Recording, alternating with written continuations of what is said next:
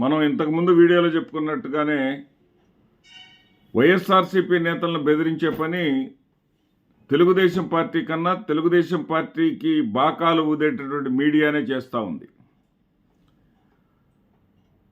నిన్న మహా TV channel ఏకంగా చర్చా కార్యక్రమం పెట్టింది. వంశీని ఒక లేడీ కానిస్టేబుల్, మాజీ శాసనసభ్యుడైనటువంటి వంశీని ఒక లేడీ కానిస్టేబుల్ చెంప చెళ్ళు అనిపించిందని దాని మీద చర్చా కార్యక్రమం పెట్టింది. పెట్టడమే కాకుండా కొట్టడం తప్పే ఉంది అన్నట్టుగా దాన్ని సమర్థిస్తూ అరగంట పాటు దాన్ని ఒక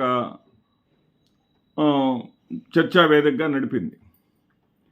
వీళ్ళ చరిత్ర ఒకసారి కానీ మనం చూస్తే, గతంలో జగన్మోహన్ రెడ్డి గారు ముఖ్యమంత్రిగా ఉన్నప్పుడు తిరుమల తిరుపతి దేవస్థానానికి, అదేవిధంగా తిరుమల కొండల్ని అపవిత్రం చేయడం కోసం ఏకంగా ఈ వంశీకి చెందినటువంటి మహా టీవీ ఛానల్కి చెందినటువంటి వాహనం మాంసం మద్యం దాంట్లో పెట్టుకొని తిరుమలకు బయలుదేరింది.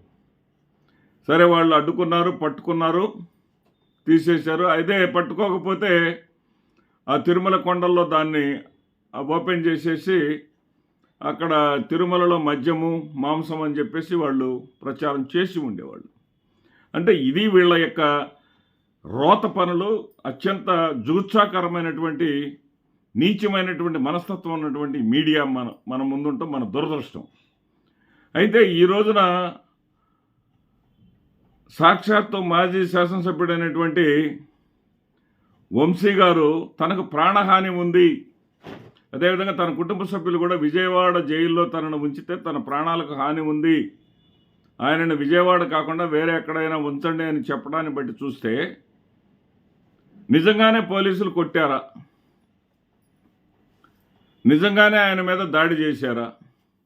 ఆయన కూడా ప్రతి సందర్భంలో కూడా నన్ను ఎక్కడ కూడా తనకు శ్వాసకోశ సంబంధమైనటువంటి ఇబ్బందులు ఉన్నాయని చెప్పినా కానీ ఎక్కడ కూడా పోలీసులు తన పట్ల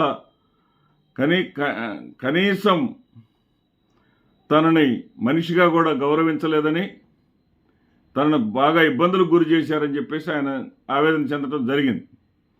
అంటే నిజంగానే అతన్ని చేసుకున్నారా? ఇది ఎలా ఉందంటే,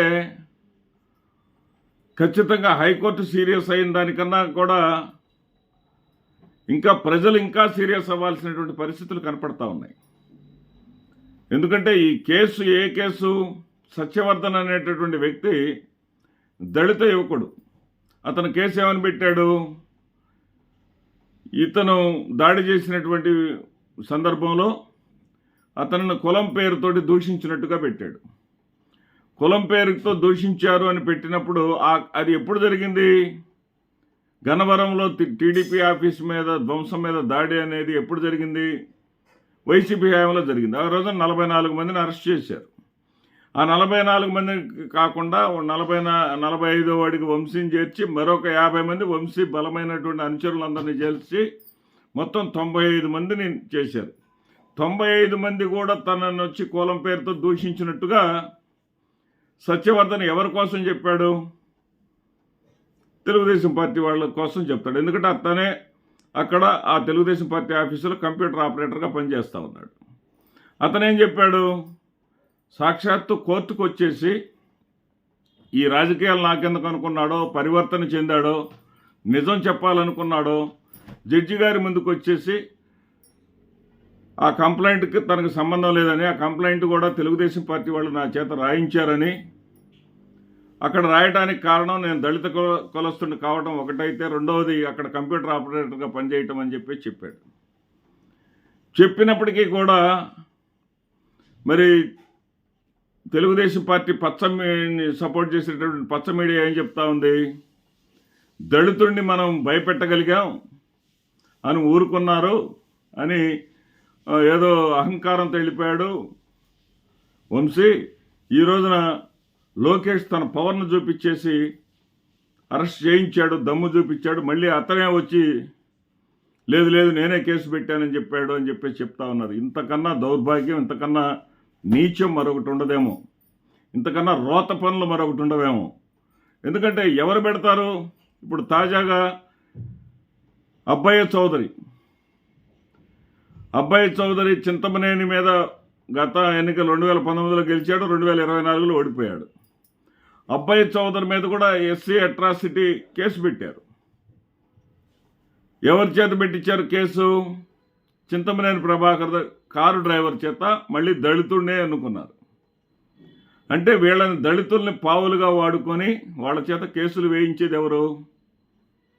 అబ్బాయి చౌదరి మీద ఏమి రాయమంటే అది రాస్తాడా లేదా?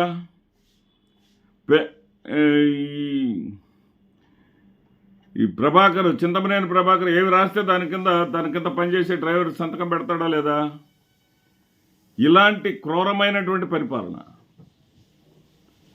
ప్రజలకు పని చేయలేనటువంటి పరిపాలన, ప్రజలకు పని చేయలేక, ప్రజలకు సంబంధించినటువంటి పనులు చేయలేక, ప్రజలకు పరిపాలన అందించలేక, ప్రజలకు పరిపాలన అందించడం చేత కాదు కాబట్టి ప్రజలు దాన్ని ప్రశ్నించకుండా ఉండటం కోసం చేసేటటువంటి ఈ దుర్మార్గ పరిపాలనని చరమగీతం పాడాలంటే ప్రజల్లో చైతన్యం రావాల్సినటువంటి అవసరం ఉంది. ప్రజలందరూ కూడా ఏమి జరుగుతుంది అని చెప్పేసి ఆలోచన చేయాల్సినటువంటి పరిస్థితి ఇప్పటికే రాష్ట్రంలో ఎక్కడ చూసినా సరే ప్రజా వ్యతిరేకత అనేది పెళ్ళుబుగుతూ ఉంది.